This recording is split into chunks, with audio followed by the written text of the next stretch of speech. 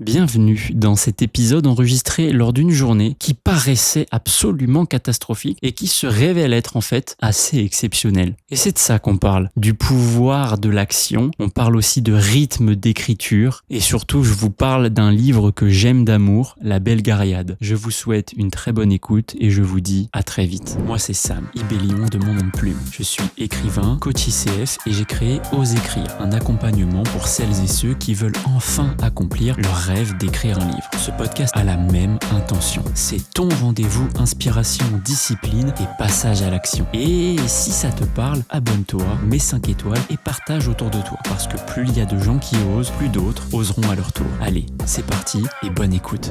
Hello les amis, j'espère que vous allez bien. Vous ne pouvez pas savoir à quel point je suis heureux de vous retrouver. Et pour quelle raison ? Parce que j'ai passé une journée de merde.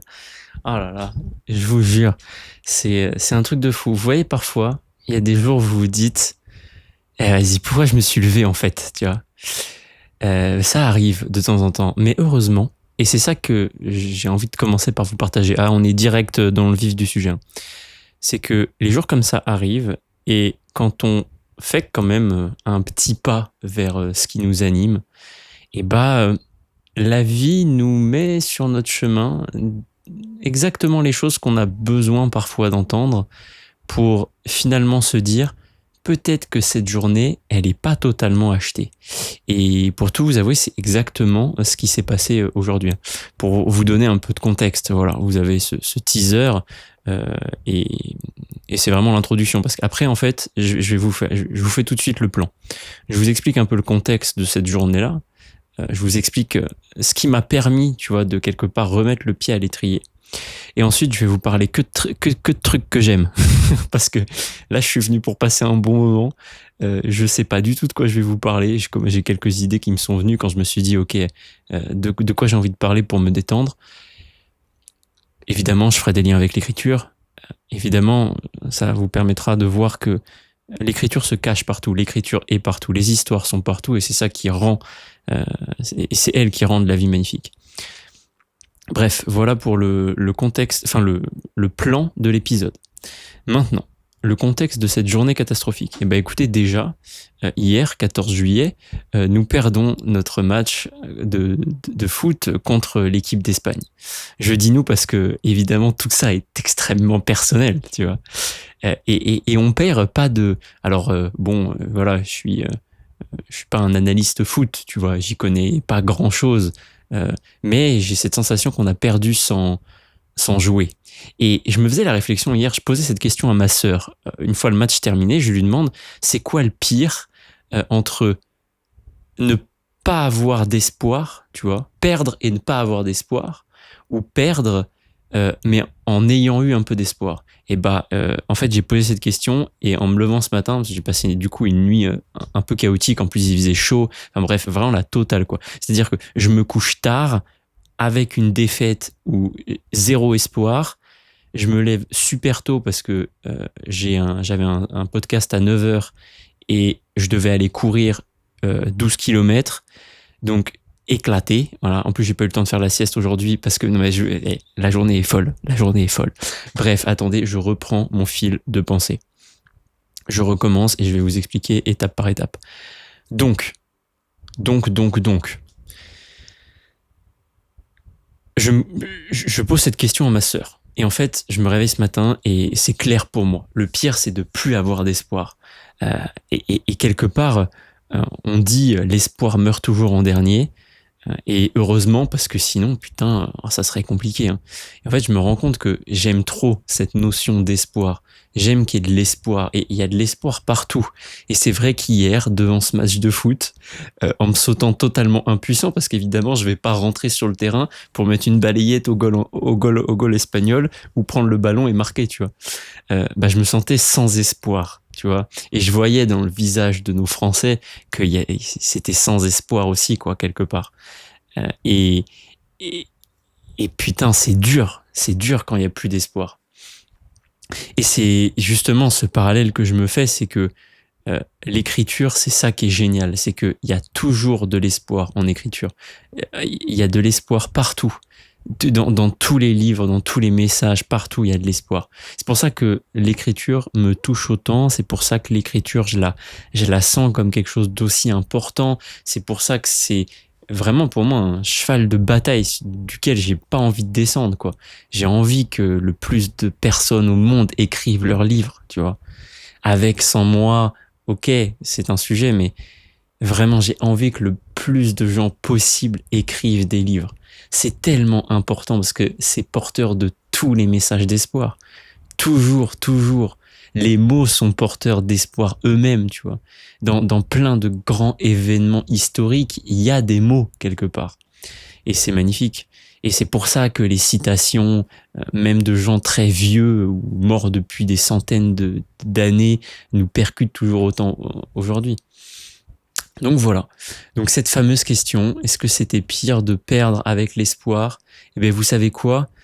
En ayant vu la finale 2022 et cette demi-finale 2026, franchement, la demi-finale, la 2026, elle fait beaucoup plus mal. Parce que la finale de la dernière fois, putain, il y a eu l'espoir à un moment, quoi.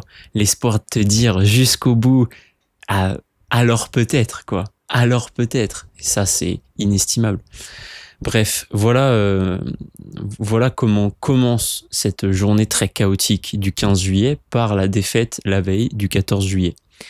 Jour de fête nationale en plus. Dites-vous, il y a des endroits à Bordeaux, le feu d'artifice a commencé après la fin du match. Et vas-y, t'es mal la gueule du feu d'artifice. Comment t'as trop envie de le regarder, quoi. Enfin bon, ça c'est vrai pour les gens comme moi qui vouent une certaine importance au sport de manière générale, mais il y a plein de gens qui ont sûrement profité de ce feu d'artifice et c'est tant mieux. Voilà, donc la première leçon de tout ça déjà que je veux vous véhiculer, parce que je sais que certains sont pas forcément fans quand je parle de foot, mais bon, évidemment, j'en parle toujours en essayant d'apporter un certain prisme écriture derrière, c'est que je trouve que l'écriture, et en fait j'en suis convaincu, a ce vecteur d'espoir permanent.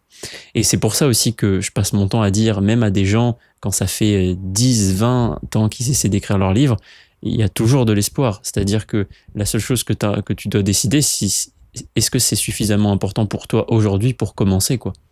Et si la réponse est oui, et si la réponse inverse de dire ok, mais si tu l'as pas commencé dans un an, s'il est toujours pas écrit et que je te rappelle, qu'est-ce qui se passe? Et là, pour toi, c'est l'effondrement, bah tu sais du coup par quel bout prendre ce sujet aujourd'hui. Et tu vois, dans ces réponses, dans ces mots-là, il y a de l'espoir, parce qu'il y a l'écriture derrière. Et l'écriture, voilà, c'est vecteur d'espoir. Bref, du coup, cette journée du 15 juillet commence comme ça. Je me lève très tôt pour aller courir 12 km d'endurance fondamentale, donc même pas une séance un peu fun, tu vois, c'est vraiment 12 km, même allure, et tu cours, tu fais l'aller-retour et tu rentres, quoi. Voilà, donc 12 km d'endurance fondamentale, je rentre, j'ai à peine le temps, tu vois, de me doucher, de me préparer, d'être présentable pour le podcast, parce que quand même, par respect pour l'invité, qui en plus, et vous voyez, c'est le premier déclencheur. Donc j'arrive pour ce podcast, fatigué quand même, et en fait, c'est trop cool. Ça me fait trop de bien. C'est un échange passionnant que vous allez avoir mercredi qui arrive, si je dis pas de bêtises. Non, mercredi d'après, pardon. Et c'était trop cool, tu vois. Et quelque part, c'est ça qui est assez fascinant aussi, c'est que je pense que il y avait une partie de moi qui était là en mode ouais, je vais annuler, je vais le décaler parce que là, c'est pas le moment, quoi. Et en fait, bah si, c'était exactement ce dont j'avais besoin à ce moment-là, c'est de redéclencher le mouvement, de faire un truc que j'aime, interviewer une autrice, de discuter des thématiques qu'elle aborde, de discuter de son rythme, de ses intentions, de ce que l'écriture a changé pour elle. Et ce qui était fou, c'est que c'est vraiment des sujets qu'on a abordés en profondeur ce matin, avec des thématiques comme la mort, par exemple, le rapport à la mort, qui sont des sujets qui me passionnent, parce que pour moi, c'est ça le déclencheur d'énormément de choses. Et donc, ça a été le premier déclencheur positif, tu vois, qui me dit, ok, bon, déjà, voilà, journée vraiment pas ouf, je suis fatigué, je suis déçu des Bleus, enfin triste, plutôt déçu quelque part, ça leur fait une belle jambe. Mais voilà, podcast trop cool. Évidemment, juste à la fin du podcast, là je remarque mon petit toutou Voltaire vous savez, qui secoue la tête comme ça. Et là, moi, je suis là en mode, oh putain, j'espère que c'est pas des épilets, quoi. Là, j'ai appelé le veto direct. Et donc, en urgence, j'ai dû y aller à 13h30. Ce qui fait que je n'ai pas pu faire ma sieste entre midi et 2. Parce que, d'habitude, avec cette chaleur horrible, je me lève très tôt pour pouvoir aller courir et je me couche tard parce que, du coup, c'est plus agréable. Et donc, je fais la sieste au milieu de la journée. Mais là, j'ai pas eu le temps de faire la sieste. Donc là, vous me voyez, je suis déphasé. Je suis levé depuis 6h15. J'ai qu'une envie, c'est d'aller me coucher. Mais la journée n'est pas finie et j'avais besoin d'enregistrer ce podcast pour finir sur une note extrêmement positive. Puisque la dernière note extrêmement positive sera évidemment les Anglais qui battent les Argentins. Et ça réchauffera mon petit cœur. Je ferme cette parenthèse foot, c'est promis. Bref. Voltaire se secoue la tête, je l'emmène chez le vétérinaire en urgence et il se trouve que oui, il a une otite dans l'oreille gauche, le pauvre petit toutou. Donc voilà, je vais devoir lui mettre des trucs dans l'oreille pour nettoyer, bref. Enfin voilà, les gens qui ont eu des otites ou qui ont des chiens avec des otites savent ce que c'est. Voilà, mais pas d'épilet. Donc l'un dans l'autre, c'est qu'on est presque chanceux. Mais voilà, donc évidemment tu raques chez le vétérinaire, mais bon, qu'est-ce que tu veux, on les aime ces petites boules de poils, quoi qu'elles nous coûtent et quoi qu'elles fassent comme bêtises évidemment tout le temps. Et là je vois qu'il va un peu mieux, il est couché tranquillement, donc c'est cool.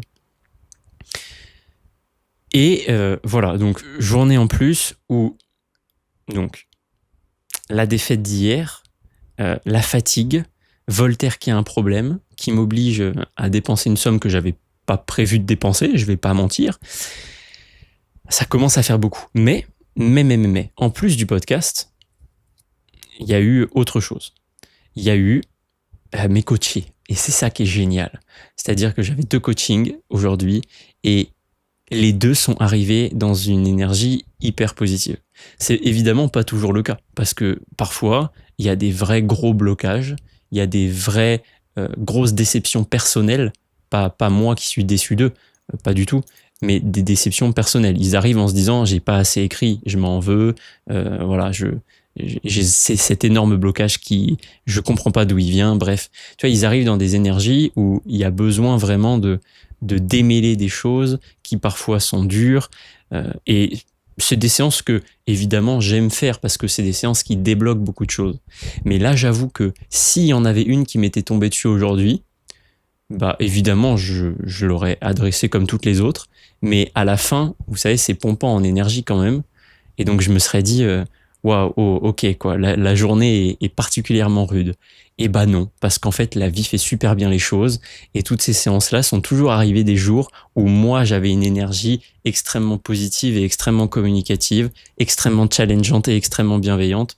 Et c'est ça qui résonnait bien aussi avec les gros blocages, etc. Et là, ce sont mes coachés qui sont arrivés. Alors évidemment, je leur dis pas non, ça va pas, je suis fatigué. Évidemment, ça n'aurait aucun sens si je me mettais à faire ça. Mais eux arrivent avec leur belle énergie, avec en ce moment, j'avance super bien en mode machine. Je vais tenir nos délais. Que des choses positives comme ça. En plus, avec des petites questions et tu sens qu'ils se démêlent presque toutes seules, tu vois, avec 2-3 questions, tout de suite les liens se font. Enfin voilà, vraiment une énergie de vas-y, je suis là pour avancer, je suis là pour te transmettre que j'avance. Et à la fin, des remerciements. Merci Sam, sans toi, je me rends compte là que je serais pas là où je suis. Merci parce que je me rends compte en le disant avec toi qu'il y a ci, qu'il y a ça, que j'avance, etc., etc. Et en fait, là, sincèrement, je ressors de ces 2 coachings-là et je me dis, putain de bordel de merde, c'est pour ça que je fais tout ça. Et toutes les journées compliquées et tous ces trucs-là, finalement, qu'est-ce que c'est par rapport à ça, tu vois? Qu'est-ce que c'est par rapport au fait de voir, quand ça fait déjà 3 ou 4 mois que tu travailles avec quelqu'un, qu'il t'en reste encore 3 ou 4, de voir que la personne a déjà évolué, qu'elle s'est déjà transformée, qu'elle est déjà dans un stade qu'elle pensait pas atteindre au début quand tu as commencé à travailler avec elle. Voilà, vous savez, des journées comme j'ai vécu aujourd'hui, avec de la fatigue, etc. Je suis prêt à en encaisser. C'est bon, vas-y. Je signe tous les jours pour ce genre de choses. Et donc, ça m'a fait énormément de bien. Ça m'a fait énormément de bien de partager ce moment-là. Et vous voyez, c'est ce que je disais au début, quelque part. J'ai déglissé, il me semble, quand même au début. Dans des journées où c'est extrêmement difficile, alors, je fais une parenthèse sur, je parle évidemment pas là d'états dépressifs au sens médical du terme ou d'états de burn-out, qui sont des états très particuliers. Et évidemment, dire à quelqu'un qui est dans un état comme ça, il suffit de bouger ou de faire un truc pour que machin, c'est pas comme ça que ça se passe, on le sait très bien. Thibaut Inchep a déjà pris une sauce pour ça, on n'est pas là pour en rajouter. Par contre, pour des journées, tu vois, comme moi, là, où ça allait pas, où j'aurais très bien pu, au début de la journée, me dire, franchement, I drop it all, tu vois. Je vais pas courir parce que je suis fatigué, j'annule le podcast parce que, voilà, j'ai pas vraiment envie de parler parce que je suis trop déçu de l'équipe de France, et puis j'annule les coachings parce que vraiment, je me sens pas dans une bonne énergie pour les aider. Et tu vois, voilà. Et bah, tout ça, c'est balayé par le fait de dire, ok, j'avais cet échange en podcast de prévu, et bah c'est peut-être exactement ce dont j'ai besoin. Je vais y aller avec la curiosité que j'ai comme d'habitude, et je vais voilà, accueillir ce qui arrive. Et évidemment, paf, ça te remet en selle. Et puis les coachings, pareil, de dire mais Sam, tu supposes en fait en te disant que tu n'es pas en énergie pour répondre aux besoins avec lesquels ils viendront aujourd'hui. Et évidemment, en laissant cette supposition de côté, en arrivant en séance et en accueillant ce qu'il y a à accueillir, bah, tu te rends compte que ça se passe super bien, que tu avais exactement ce qu'il fallait pour que ça se passe bien, et qu'en plus, les gens te remettent même sur encore plus en selle. Et tout ça parce que j'ai simplement fait des choses qui me passionnent. Interviewer des auteurs, échanger avec, j'aime pas trop le mot d'interview, vous le savez, discuter avec une autrice et coacher. Voilà. Et ben magnifique, je me sens beaucoup mieux. Là, j'enregistre un podcast. Pareil, ça c'est mon petit kiff égoïste de la journée où bah du coup je dépose là tout ça en espérant que ça vous parle et que ça vous fasse tilt. Et après, bah, je vais aller écrire parce que du coup, j'ai pas pris le temps de le faire ce matin. La journée particulière, j'ai pas pris le temps de le faire ce matin. Alors que ma routine est du matin, normalement, je ferai un point, tiens, sur ça, sur mon rythme après, parce qu'on m'a posé la question cette semaine. Et je vais écrire, et ça va me faire trop du bien, parce que je suis sur la fin de mon premier jet, de mon 3e livre, et que c'est trop cool, et que rien que d'écrire ces 100, 200, 300 mots peut-être aujourd'hui, parce que voilà, je vais pas avoir la blinde de temps, bah ça va me faire trop de bien. Et à la fin de la journée, quand je ferai le bilan, bah ouais, je verrai les doutes, les peurs, la fatigue, etc., la tristesse, tout ce que vous voulez. Et ok, il y a cette balance négative, mais tout le reste est tellement positif. Et vous voyez, je fais tous les soirs sur ma tablette qui est là, l'exercice de noter la victoire du jour. Bah écoutez, à la fin de la journée, je le ferai. Et en fait, il y a plein de victoires aujourd'hui. Et ce qui est fou, c'est que quand je ferai le rétrospectif de ce mois de juillet, quand je ferai la rétrospective de mon année, et que je m'arrêterai sur ce jour-là, et bah, parce que j'ai pris le temps de noter mes choses positives, je m'en rappellerai. Parce qu'on se rappelle toujours beaucoup plus du négatif. C'est pour ça que c'est important d'ancrer le positif. Tu vois, toujours. C'est pour ça que j'ai mon petit cahier des victoires là. Et tous les jours, une victoire. Ce que je me suis rendu compte... alors attendez. Est-ce que j'ouvre une nouvelle parenthèse ou je clôture? Remarque, l'autre est terminé. C'était simplement de dire... Je vais fermer la parenthèse, enfin le premier sujet. C'était simplement de dire... En fait, quand il y a des doutes, quand il y a de la peur, le meilleur remède, c'est bouger. C'est-à-dire faire un pas dans ce qui nous plaît, tu vois. Et c'est ça qui nous remet en action. C'est ça qui nous fait dire, en fait, tout ça, ça vaut le coup. Voilà. C'est magnifique. Je suis trop content. Et donc, je passe d'une journée franchement un peu merdique à, en fait, franchement, elle est trop cool, hein. Il y a 2 personnes qui m'ont dit que grâce à moi, leur trajectoire de vie avait changé, au moins celle liée à l'écriture, pour l'instant, évidemment. Et rien que ça, en fait, ça suffit à encaisser tout le négatif, quoi. C'est incroyable. Je m'en lasserai jamais de ça. Je m'en lasserai jamais de voir les gens évoluer, se transformer, se challenger, traverser leur peur, tu vois. Et voilà. Et ça boucle avec ce que je disais. quand tu as une peur, comment je la traverse, comment je m'autorise à la traverser, quel pas j'ai envie de faire pour la traverser. Voilà. Aujourd'hui, moi, pour traverser toutes ces peurs, toutes ces doutes, toute cette fatigue, j'avais besoin de faire ce qui m'anime. Voilà. Coacher, et discuter avec des auteurs et discuter avec vous, enfin discuter tout seul mais avec vous, parce que maintenant c'est un peu comme si je vous voyais derrière quand même, et je suis très content de ça. Voilà, j'allais ouvrir une parenthèse sur le fameux bilan des victoires quotidiens. En fait, c'est parti d'un constat très simple. C'est quand je faisais mes bilans d'année, j'avais énormément de mal à me remémorer les choses positives. Il y a probablement plein d'études qui ont été faites sur ça, mais sur le fait qu'on ne s'attarde que sur le négatif. Peut-être parce que le positif, on a beaucoup plus tendance à le vivre, et donc on prend peut-être moins le temps de se dire « Putain, j'ai la chance de vivre ça ». Alors que le négatif, franchement, on s'en passerait bien, quoi. Et donc on se dit « Putain... j'ai la malchance de vivre ça, casse les bonbons, quoi. » Et donc, fort de ce constat, je me suis dit, en fait, il n'y a qu'une seule manière de faire pour lutter contre ça, c'est de prendre le temps de noter ses victoires, ses fiertés, ce qui se passe bien, etc. Et donc, c'est ce que j'ai commencé à faire, je crois, je sais plus, je pense en 2023, début 2023, en fait, à peu près comme l'exercice quotidien d'écriture que j'ai fait aujourd'hui, celui-là, pour le coup, quand même, je le fais toujours en me levant. Je l'ai fait en vidéo d'abord, c'est-à-dire je me filmais comme ça en disant aujourd'hui je suis... Parce qu'en plus, voilà, je l'avais lu dans un bouquin en anglais de faire ce qu'ils appellent... comment ça s'appelait Write or tell... what you're grateful for, un truc comme ça.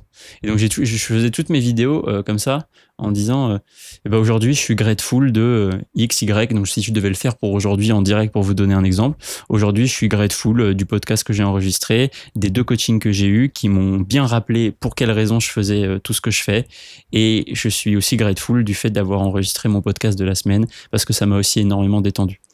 Voilà. Ça, je l'ai fait pendant jusqu'à début 2026. Donc je l'ai fait 2023, 2024, 2025, quasiment 3 ans. Donc j'ai plus de 1000 vidéos de moi comme ça. Alors, ça m'a aidé du coup dans mes bilans de fin d'année après pour prendre le temps de me rappeler les choses positives qui m'étaient arrivées et les choses dont j'étais fier. Les bilans changent totalement de dynamique quand on voit ça. Parce qu'on est dans une dynamique de changement, dans une dynamique d'évolution, dans une dynamique positive, d'évolution positive j'entends, et du coup on n'a qu'une envie, c'est de maintenir cette courbe, de maintenir cette progression, et c'est beaucoup plus intéressant pour définir les prochains objectifs qui nous amènent. Parce que si t'es que focalisé sur les choses négatives qui sont arrivées, c'est comme si tu devais te combattre toi-même quelque part, tu vois, et passer ton temps à dire « Ah, je suis nul dans ça, donc faut que je fasse ça », tu vois. Plutôt de dire ok, tout ça j'ai bien fait, ça vaut peut-être le coup que je continue à creuser, tu vois. Ou alors, tout ça j'ai bien fait, en fait ça me donne plein d'indications sur tout ce que je pourrais bien faire dans ce domaine-là, tu vois. Ou un truc tout con, par exemple, toute cette année, par exemple, j'ai été hyper performant en sport. Peut-être que tout ça, ça va m'apprendre des choses sur comment être performant en écriture, par exemple, voilà. Donc ça change totalement la dynamique du bilan et des objectifs qu'on se fixe l'année d'après. Et pour quelle raison j'ai arrêté de le faire en vidéo ? Parce que je perdais quelque part un temps fou à le faire en vidéo et j'avais tendance à commencer à l'oublier du coup. Donc j'ai pris le pas plutôt de faire cet acte d'écrire qui maintenant est un réflexe pour moi et de me faire plus simplement une ligne de victoire chaque jour. Alors je fais toujours mon journaling à la fin de la journée avec je fais globalement, c'est un peu je jette sur un papier tout ce qui s'est passé dans ma journée, tout ce que j'ai en tête, quoi. Mais à côté de ça, j'ai mon journal de victoire, une ligne, une victoire. Et ça, à la fin de cette année-là, je pourrais simplement rebalayer ce document, ça ira beaucoup plus vite, le bilan sera beaucoup plus facile à faire, quoi, en gros. Voilà. Et donc, dans ce journal de victoire, tu vois, t'as des trucs extraordinaires. Par exemple, le jour du marathon de Paris, il y a marqué marathon 3h18 en gros. Et puis, t'as des jours moins extraordinaires où j'écris genre, j'ai enregistré un nouveau podcast. Et on doit se satisfaire de toutes les petites victoires parce qu'il y en a beaucoup. Voilà. voilà pour la boucle sur pour quelles raisons je fais et j'encourage les gens à faire ce journal de victoire. D'ailleurs, un peu plus de précision sur le journaling et pour que vous voyez à quel point je suis obnubilé par l'écriture, obnubilé par déposer tout ce qui me passe en tête. Et je me demande parfois ce qui se passerait si je le faisais pas. Peut-être que j'exploserais, en fait. C'est que, vous voyez, le matin, je fais ce qu'on appelle, ce que Julia Cameron appelle les pages du matin. Oh oui, mon petit toutou. Vous voyez, là, il est, hop, voilà mon petit toutou qui était malade. Attendez, je vais vous le poser là, un peu loin du micro, parce que sinon, il a tendance vous allez l'entendre dans le micro, allaiter. Allaiter, non, pas du tout allaiter. Halter. Bon, bref, vous m'avez compris, quoi faire avec sa langue. Désolé pour ça. Bref, je disais, je fais ce que Julia Cameron appelle les pages du matin. Je le fais tous les matins. Tous les matins, je dépose, c'est la première chose que je fais en me levant, je dépose ce qui me vient. Et ça m'a permis, dans la posture responsabilisante que j'amenais il y a quelques épisodes, je vous oblige pas du tout à le faire, je vous partage ce que moi ça m'a permis et ce que ça pourrait vous permettre. Du coup, peut-être. Moi, ça m'a permis de déposer beaucoup plus facilement toutes mes peurs, tous mes doutes.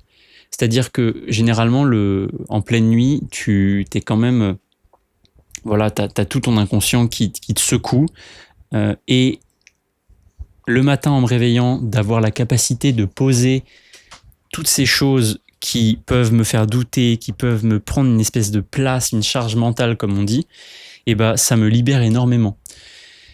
Et j'ai remarqué que je faisais beaucoup moins de rêves du coup, parce que moi j'avais tendance, alors j'ai un rapport aux rêves, hein, j'ai essayé plein de trucs, je suis en train de vous ouvrir des parenthèses, c'est un truc de dingue.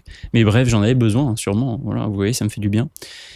J'ai un rapport aux rêves, il y a un moment dans ma vie où j'étais fasciné par le fait de contrôler ses rêves, par les rêves lucides en gros.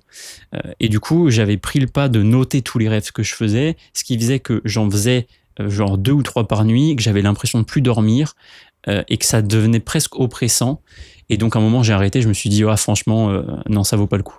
La seule chose qui se rapproche d'un rêve lucide que j'ai pu vivre, ça a été dans un rêve, j'étais un balbuzard pêcheur très précisément et j'avais cette sensation de pouvoir contrôler là où je volais et c'était dingue. C'est peut-être le plus beau rêve que j'ai fait en lien avec ce que je recherchais à l'époque.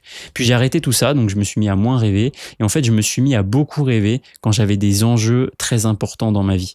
J'ai beaucoup rêvé au moment de démissionner de mon travail. J'ai beaucoup rêvé au moment d'oser me lancer à mon compte. J'ai beaucoup rêvé aussi dans toutes les galères sentimentales que j'ai pu avoir. Et je remarque qu'en faisant les pages du matin, et donc en déposant tous ces doutes, toutes ces peurs, etc., je me suis mis à moins rêver parce qu'en fait, mon inconscient avait sûrement beaucoup moins de messages à me faire passer. Je l'ai toujours vu comme ça. Tous ces rêves que je faisais, je les ai toujours analysés en me disant qu'est-ce qui m'apprennent sur la situation que je suis en train de traverser. Qu'est-ce que mon inconscient essaie de me dire que j'ai pas compris ou que j'ai pas vu ou que je veux pas voir. Et donc, je me suis toujours amusé à analyser mes rêves au regard de ce qu'aurait pu dire Freud, Adler, Jung, etc., etc. Lacan aussi, je crois, et un dernier dont j'ai oublié le nom et qui me revient pas. Bref, voilà, tous ont une manière d'analyser les rêves, tous ne sont pas convergents, justement, mais c'est ça qui est intéressant. La divergence est aussi un avis, tu vois. Et donc, je me suis toujours beaucoup amusé à faire ça. Et en faisant les pages du matin, je me suis rendu compte que je me mettais à beaucoup moins rêver. Parce que je pense que mon inconscient a moins besoin de m'envoyer de messages. Voilà, c'est un avis, ça vaut ce que ça vaut. C'est juste mon sentiment parfois. Voilà.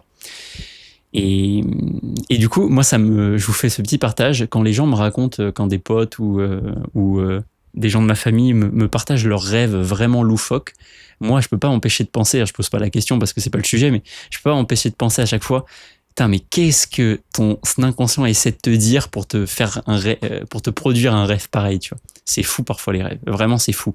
Et ce qui est dingue, c'est à quel point les tout petits détails, par exemple, je sais pas si quelqu'un vous tend un t-shirt dans votre rêve, et si ce t-shirt est blanc, rouge, vert, à pois jaune, ça aura une signification différente. Je trouve ça dingue. Moi, je suis surtout fasciné par tout le travail qu'a fait Jung autour des archétypes dans les rêves. C'est ce qui me fascine le plus. Bref, je disais tout ça pour dire que du coup, les pages du matin, c'est la première étape de mon journaling quotidien et ça me permet donc de déposer tout ce que mon inconscient peut avoir le matin, tout ce qui te parasite, tout ce qui est cette espèce de brouillard mental et de charge que tu as, et de commencer la journée beaucoup plus libéré. Et ensuite, je fais 2 choses à la fin de la journée.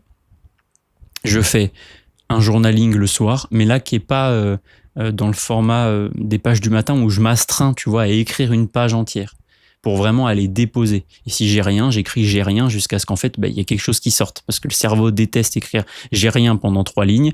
Donc à un moment, il fait en fait, écris ça, quoi. Voilà. Et c'est-à-dire, c'est un exercice que je fais faire à certains de mes coachés quand ils me disent vraiment, il y a rien qui vient. Ok, vas-y, écris-moi, j'ai rien là sur une feuille, jusqu'à ce qu'il n'y ait plus rien qui vient. Et tu vas voir, il y a quelque chose qui va arriver. Bref. Donc le soir, c'est journaling, c'est beaucoup plus libre. C'est beaucoup moins long aussi souvent parce que du coup, j'y dépose simplement ce que j'ai envie d'y déposer. Et voilà. Et à côté de ça, le journal des victoires, la date, une phrase qui tient sur une ligne. Et donc à la fin, j'aurai un doc de 365 lignes avec 365 victoires. Et c'est incroyable. Voilà. Ce partage sur le journaling, je voulais vous faire un partage sur le rythme aussi. Et je vous ai dit que j'allais vous parler que de trucs que j'aime, à croire que j'adore écrire et tout ce qui tourne autour de l'écriture, parce que je ne vous parle que de ça. Et je suis même pas assez près du timer pour voir combien de temps ça fait que je parle. Vous allez devoir me supporter encore un petit peu. Alors, sur le rythme, ce que je voulais dire. Je voulais juste repartager autour du rythme avec lequel je fonctionne. Parce que pas mal de gens m'ont posé la question récemment, en retour d'épisode et en coaching aussi, enfin bref, beaucoup de gens. J'écris moi le matin principalement entre 6h30 et 9h. Je m'explique pourquoi je donne cette fourchette. J'écris pas sur l'entièreté de cette fourchette, mais j'écris dans cette fourchette globalement. J'écris le matin parce que j'ai envie de me sentir libéré. Si j'écris pas le matin, toute la journée j'y pense. Typiquement aujourd'hui, mon doc de mon tome 3 est ouvert sur Scrivener depuis tout à l'heure sur mon écran, depuis ce matin sur mon écran, et j'ai toujours pas écrit. Donc je sais que dans ma tête, j'ai quand même un truc qui tourne, qui me dit « Ok, il va falloir que tu écrives ». Cette voix est rassurée parce qu'en ce moment, je suis en train d'écrire une scène que je surkiffe à mort, donc je sais très bien ce que je vais écrire, donc elle est rassurée en se disant « Ok, même si t'as que 10 minutes ce soir, ça va le faire ».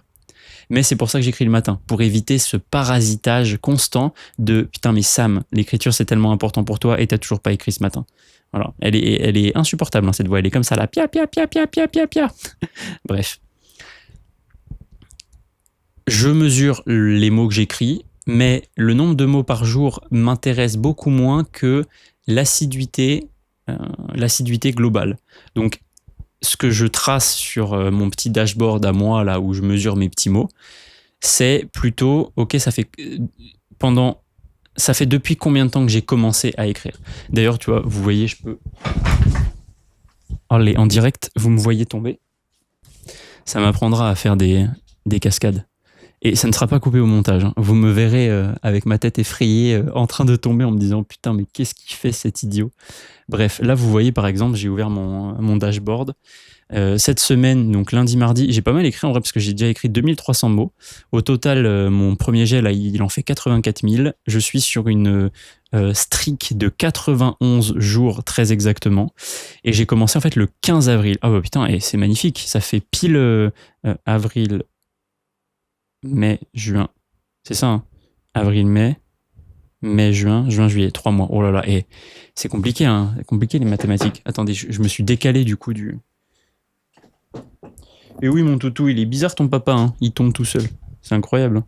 Oui, je suis de ce genre de personne qui voit son chien comme un enfant. Je suis désolé pour ceux qui trouvent ça détestable. Mais je sais que certains font pareil. J'ai notamment une coachée qui a aussi un petit cocker noir. Elle comprendra tout à fait. Bref, voilà. Donc ça fait pile 3 mois. Vous voyez, je dis en moyenne, un premier jet, 5 mois. Bon, moi, je l'aurai fini là dans 2 semaines. Ça sera fini, donc ça fera 3 mois et demi en gros. Voilà, donc je suis sur une streak de 91 jours. J'écris en moyenne 915 mots par jour. Et moi, ce que là, je kiffe, c'est de voir 91 jours. Ça fait 91 jours consécutifs que j'écris ce roman. Je suis trop content. Voilà. Et donc, c'est à peu près tout sur mon rythme. Vous voyez, ce qui est fou, c'est que c'est pas miraculeux. Il n'y a pas de méthode miracle. Il y a simplement ce truc de se connaître le plus précisément et d'apprendre et de continuer à se découvrir, à se connecter. Je sais que quand je rentre dans ce mode-là, je peux écrire un livre. Ça ne fait aucun doute. Je sais que je m'accorde le temps le matin et je mesure cette streak et je sais que je peux arriver au bout sans problème. Et je me découvre d'ailleurs assez étonnamment des moments aussi où en fait ça me prend comme une envie de pisser. Je me dis tiens là j'ai envie d'écrire un petit peu. Et on est en plein milieu de l'après-midi et je me fais un petit paragraphe comme ça. Et c'est fou parce que je me connaissais pas trop ce truc très instinctif. Et je vois que ça prend de temps en temps, tu vois. Il y a des phases, des moments où je me dis tiens vas-y je vais en rajouter une petite couche.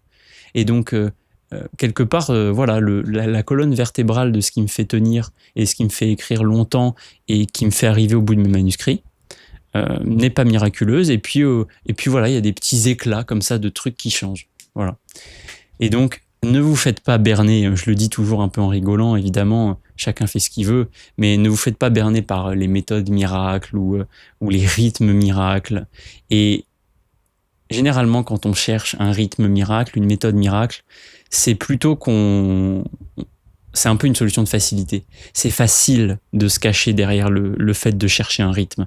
Je suis désolé si ça gratte un petit peu, vous qui écoutez ça et qui vous demandez justement avec quel rythme vous pourriez fonctionner. Bah écoutez, il n'y a pas de miracle. Voilà. Et quelqu'un qui vous demanderait de trouver votre rythme en claquant des doigts, il est malade. Hein. Trouver son rythme, c'est très itératif. Ça se fait sur le process entier. J'ai des gens que j'accompagne, ils trouvent leur rythme très vite. Au bout de 1-2 mois, déjà, il y a la grosse colonne vertébrale du rythme qui est trouvée. Et puis, il y en a d'autres, c'est très itératif. Voilà, on essaie des trucs, ça fonctionne, puis en fait, non. Il y a une petite sensation qui est pas bonne. Par exemple, de la frustration, par exemple, de la pression, par exemple, de la colère. Bref, ça peut être tout et n'importe quoi. Alors, on réajuste. Voilà. Et puis c'est itératif comme ça. Et parfois, ça prend 4, 5, 6 mois de trouver son rythme. C'est normal, c'est itératif. Je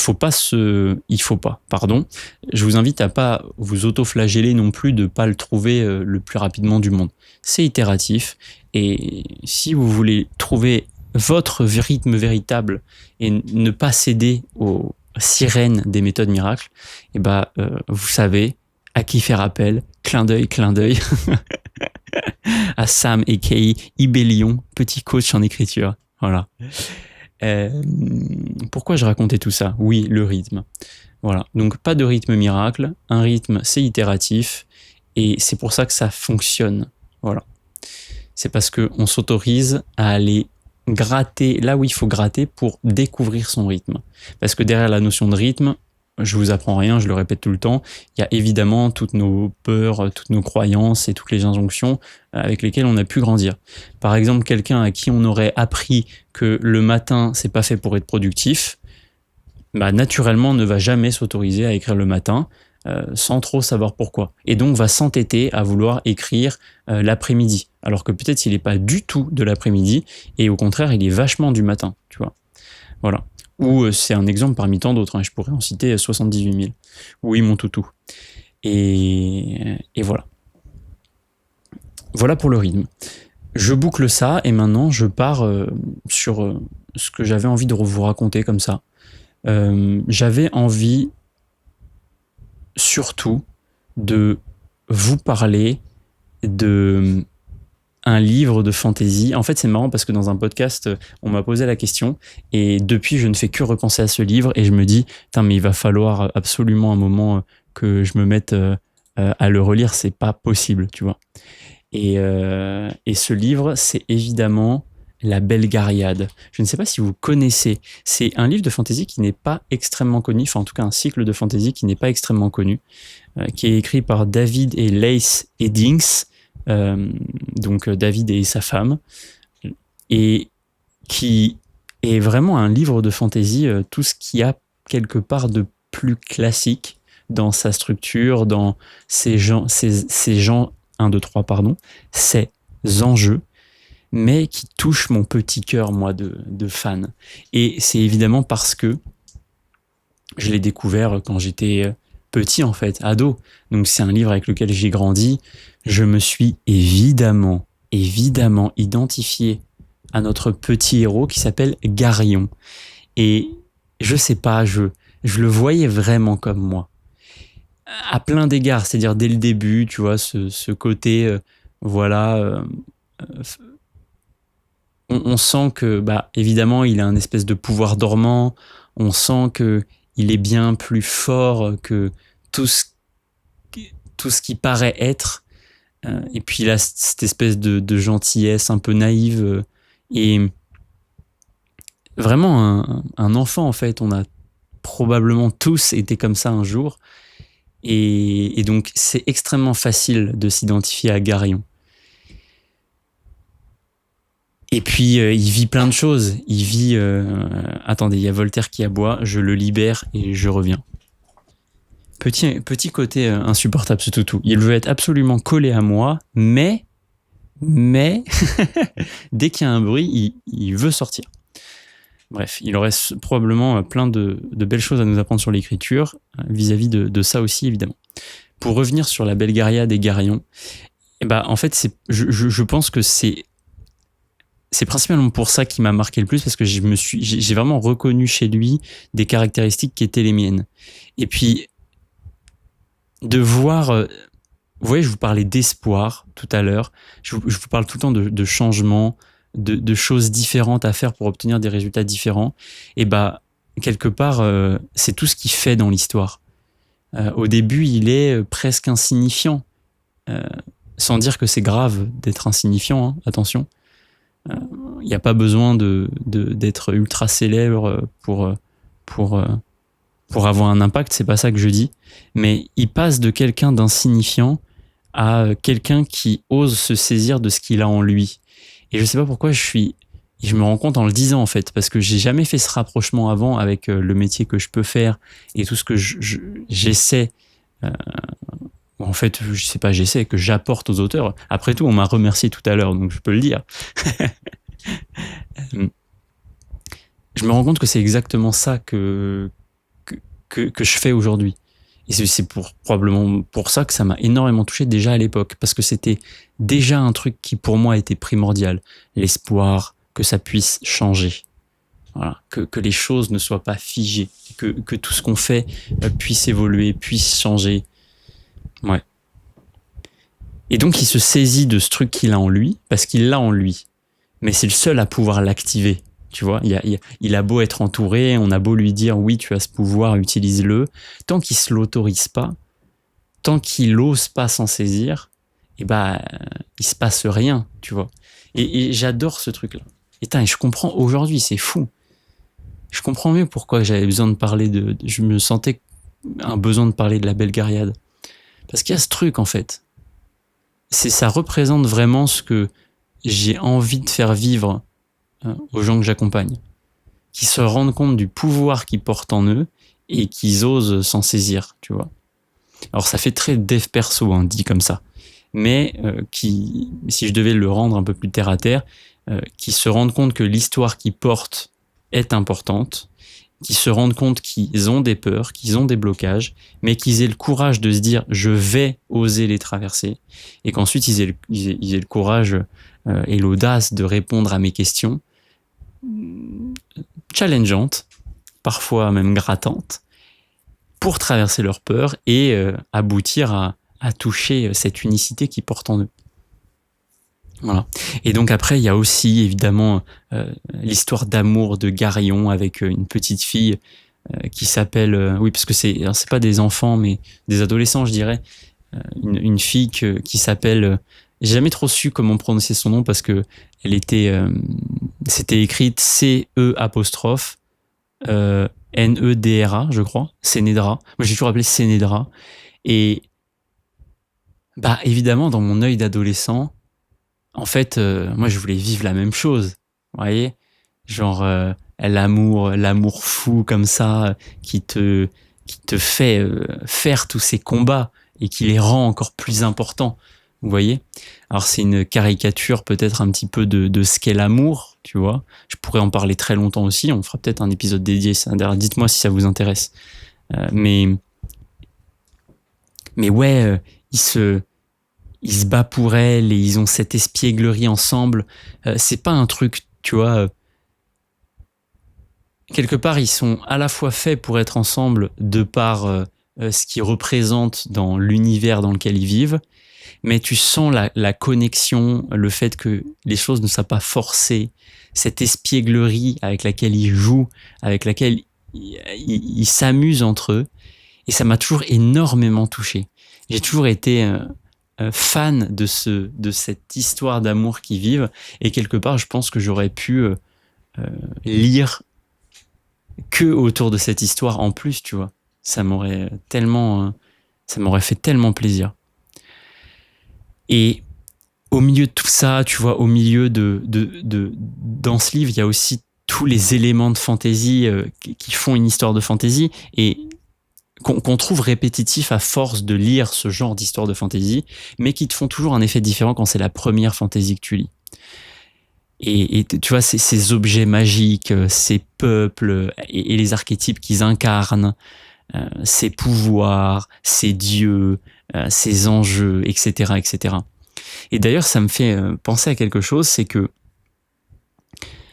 tu vois, on se dit toujours, oui, mais à quoi bon écrire mon livre? Je prends l'exemple d'une fantaisie. À quoi bon écrire mon livre de fantaisie? Parce que après tout, Tolkien, il a déjà écrit peut-être la plus grande histoire de fantaisie.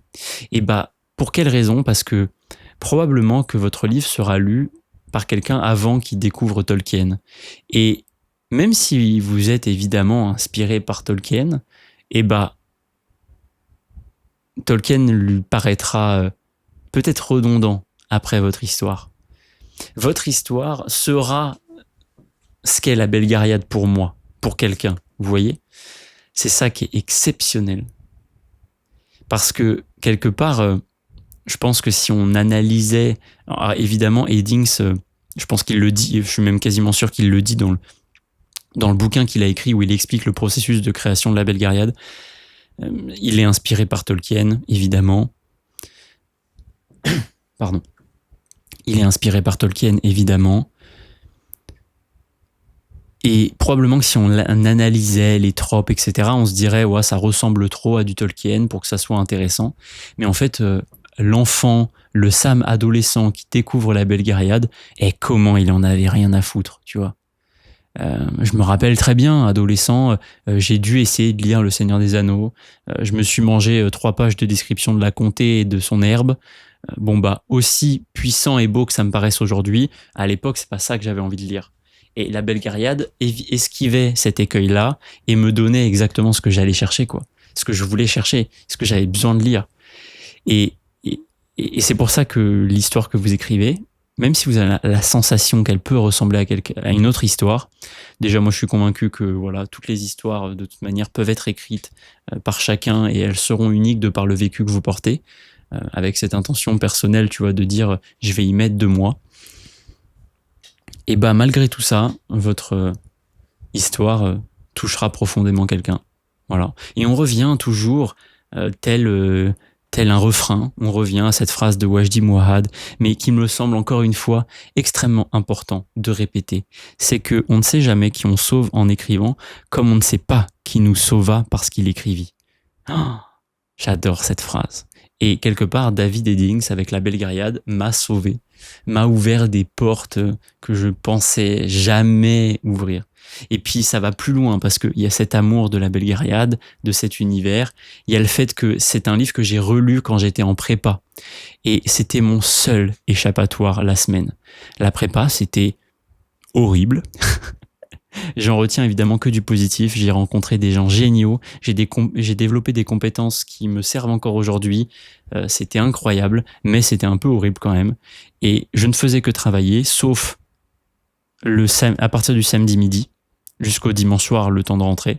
Et sauf qu'à ce moment-là, je faisais que jouer à League of Legends. Voilà, je me tapais, je m'enquillais des games de League of Legends. Je ferai des partages sur League of Legends parce que ça aussi, c'est un lore qui est très riche et il y aurait beaucoup de choses à raconter sur les personnages, leurs archétypes, ce qu'ils portent et les enjeux, etc. Bref, je ferme cette parenthèse. Donc, le week-end, je ne faisais que ça, donc je ne lisais pas. Par contre, la semaine, j'avais évidemment pas mon ordinateur pour jouer. Et donc, la seule chose que je m'autorisais, c'était à la fin de la journée, juste avant de me coucher, je lisais quelques pages de La Belgariade. Et vous pouvez pas savoir comment ça m'a happé. Tu vois, ça m'a sorti c'était vraiment mon échappatoire où je me disais, ok, là, je plonge dans le monde des dings et juste, je déconnecte un peu mon cerveau de la thermo-hydraulique, des maths, tous les trucs de topologie, bref, tous les sujets que je me rappelle plus. Ça me ferait trop rire. Je pourrais faire un react de moi qui ouvre mes classeurs de prépa là. Ça serait à mourir de rire. Je vous avais déjà lu d'ailleurs une lettre que nous avait donnée le professeur de philo en prépa. Je vous invite à aller voir cet épisode parce que la lettre, elle tabasse mon pote. Et donc voilà, la Belgariade représente aussi ce morceau de ma vie, comme beaucoup des choses que j'apprécie en fait, que ce soit des livres, des musiques. Je me rends compte qu'elles sont toutes cristallisées autour d'un moment de vie. La Belgariade représente mon adolescence, ma découverte de tous ces sujets, du fait d'oser changer, etc., etc. Et aussi la prépa et l'échappatoire que c'était. Quel échappatoire. Et d'ailleurs, je me rappelle en prépa, vous voyez, je vous parlais de rythme. En prépa, je me rappelle que le soir, en fait, je faisais deux choses du coup. Déjà, donc je travaillais à mort, enfin jusque, je sais pas, je devais me coucher à 23h30 peut-être, un truc comme ça. Bah à 23h, tu sais, j'arrêtais de bosser, je me mettais dans mon lit, je lisais La Belgariade, je fermais, je posais, j'éteignais la lumière et je lançais une musique de Chopin que je peux vous donner d'ailleurs parce que je l'écoute toujours quand il s'agit de m'apaiser. C'est un truc de fou quand même quand on y pense à quel point la musique peut sauver la vie quand même. C'est comme l'écriture en fait, c'est tellement porteur d'espoir. Vous voyez encore les mots, hein, toujours les mots. Les mots, sans arrêt. Alors attendez, je vais vous dire ça tout de suite. Coup de cœur, parce qu'en fait j'ai pas beaucoup de chansons en coup de cœur, mais celle-là je sais qu'elle y est. Voilà, la nocturne numéro 2 in E flat major OP 92. Bon, bref, les nocturnes de Chopin en gros. La nocturne numéro 2 en l'occurrence, c'était celle-là. C'était une musique, vous voyez, ça fait le lien aussi avec, je dis toujours les autres. Et ben écoutez, c'était une musique que m'avait partagée ma grand-mère. Et à partir du moment où elle me l'a partagée, je me rappelle que le soir en prépa, je me couchais. Du coup, je rangeais le livre que je lisais, je mettais la nocturne de Chopin et je l'écoutais comme ça en boucle 2-3 fois. Et vous pouvez pas savoir à quel point ça m'apaisait. Et quelque part, c'était... vous voyez, c'est fou parce que je pense que c'est aussi ça que j'ai besoin d'écouter ce soir. Et j'y aurais pas pensé si je vous l'avais pas raconté là. Mais je m'allongeais et le calme du piano de cette chanson ne me véhiculait qu'une seule chose. Tout va bien se passer, mon Sam. Et quelque part, je m'endormais avec ce sentiment que ouais, c'est horrible, ouais, c'est dur, mais en fait, tout va bien se passer. Et il me semble important de rappeler que tout va bien se passer, non ? On se le rappelle pas assez. Je vous le rappelle aujourd'hui. Tout va bien se passer. Toi qui m'écoutes, tout va bien se passer. C'est vrai que je le rappelle beaucoup à mes coachés qui sont sur le bon chemin et que tout va bien se passer. Parce qu'évidemment, il y a des moments qui sont plus durs que d'autres. Ne nous mentons pas. Mais je le rappelle pas assez dans le podcast. Voilà. C'est comme la phrase de Wajdi. Je vais le répéter de manière périodique comme ça. Bref, tout va bien se passer. Et La Belgariade, voilà. Du coup, je l'ai lu plusieurs fois comme ça. Et je l'ai pas relu récemment, c'est fou. Je l'ai pas relu, ça me donne envie de le relire en fait. J'ai envie de plonger. Et puis voilà, le dernier partage que je vous fais autour des Dings, et puis après je vous lâche la jambe parce que là je fais que parler. Et je vois là, je crois que ça fait 50 minutes, bref. Vous commencez à comprendre l'animal que je suis de toute façon. Il y a un autre truc, c'est que du coup je vous disais La Belgariade, et puis Eddings a écrit ce bouquin, le Codex de Riva, qui est un résumé des travaux de world building qu'il a fait pour son univers. Donc c'est dans le fond pas très intéressant parce que c'est juste vraiment des listes globalement de world building, tu vois, de ok, tel peuple il fait tel truc quoi. Mais au début il y a une introduction de tout ce qu'il pense sur comment ce qu'est l'écriture de fantasy, ce qui est important, ce qui est pas important, etc. Et dedans, il y a une quantité de choses intéressantes. J'ai relu ce truc-là juste avant de me dire, ok, l'écriture, je vais le prendre au sérieux. Ouais, vous pouvez pas savoir comment ça m'a mis une claque. Et je me suis dit, ok, à partir de maintenant, les choses deviennent sérieuses, et en partie à David Eddings. Et quelque part, cette passion de la fantasy qui est née avec David Eddings, c'est redéclenché au moment de l'écriture. C'est-à-dire que la passion de la fantasy est née avec Eddings, et le côté professionnel de l'écriture de fantasy que je voulais avoir est aussi né avec Eddings. Et sans Eddings, je ne serais pas là à vous parler d'écriture. Et voilà. David Eddings m'a sauvé, en quelque sorte. C'est magnifique. Donc, est-ce que je vous conseille ce livre ou pas ? Écoutez, évidemment que oui, parce que c'est un livre qui m'a profondément touché. Maintenant, je sais que peut-être qu'il vous percutera pas autant que moi il m'a percuté, mais is ok, tu vois. Chacun prend les livres qu'il doit prendre. Mais voilà, je voulais vous faire ce petit partage sur La Belle Gaillarde, parce que, évidemment, et là, tu vois, tout de suite, ça me rappelle mon propre univers de fantasy, que j'ai envie de creuser, que j'ai envie d'explorer, et parfois je rêverais. Vous voyez, je suis comme mes coachés, quelque part. Toutes les choses que je leur dis et que je leur apprends, c'est parce que je les vis aussi de temps en temps.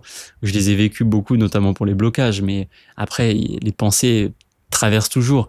Tu vois, il y a des moments, je rêverais de m'enfermer 3 semaines et de faire que du world building de mon univers, en oubliant que tout ce world building, en fait, il est né aussi de tout ce que je vis à côté, en oubliant que si je ne me nourris pas de tout ce que je vous disais tout à l'heure, à savoir d'interviews et de discussions avec des auteurs ou de coaching, quelque part, je serai en énergie potentiellement très très basse pour explorer tout cet univers, en oubliant que ce que j'ai envie de faire, c'est de raconter des histoires.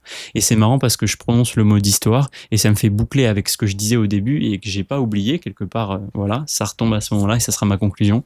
C'est que oui, tout est histoire. Tout est histoire. Tout ce qui est intéressant, par exemple, vous voyez, c'est ça qui m'a fait penser à ça tout à l'heure, mais le match de foot est intéressant parce qu'il raconte une histoire. Toutes les narratives qu'il y a autour d'un match de foot, c'est ça qui rend le match passionnant. Voilà. Le fait que certains Espagnols étaient persuadés qu'ils allaient nous battre, le fait qu'on s'est senti très fort, tout ça, ça raconte des histoires. La rivalité Real-Barça, Mbappé-Yamal, tout ça, vous voyez, ça raconte une histoire. Et c'est ça qui est fascinant. Les histoires nous façonnent et c'est pour ça que c'est important de les raconter. Voilà, j'ai bouclé avec le début finalement. Écoutez, c'était un plaisir d'enregistrer ce podcast vraiment là à cœur ouvert, glissé-déposé, quoi. Mais écoutez, c'était exactement ce dont j'avais besoin. Je suis extrêmement content de vous avoir partagé tout ça. J'espère que ça vous aura appris et je vous poserai cette question. Tiens, avec quoi vous repartez de cet épisode ? Qu'est-ce qui vous a appris que vous aviez besoin d'entendre aujourd'hui ? C'était Ibélion, je vous dis à très vite. Et surtout, osez écrire. Merci d'être là, épisode après épisode. Si ce podcast t'inspire, t'aide ou te met du baume au cœur, t'abonner, mettre 5 étoiles et le partager, c'est le meilleur moyen de m'aider à toucher le plus de gens qui ont un livre en eux. Parce qu'après tout, plus il y a de livres écrits et mieux le monde se porte. À très vite, ose écrire.